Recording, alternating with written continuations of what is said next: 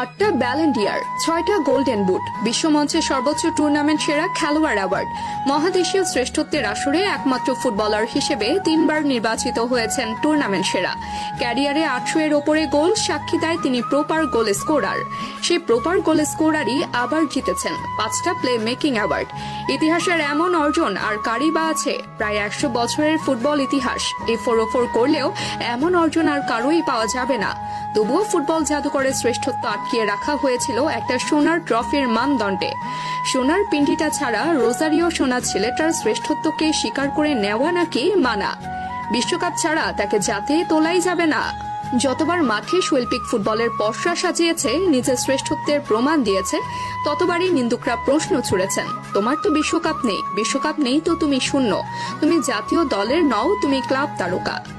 কিন্তু শেষ পর্যন্ত কাতারে এসে সেই কাঙ্ক্ষিত সোনার ট্রফিটাও জিতেছেন, নিজের শ্রেষ্ঠত্বের জানান দিয়েছেন।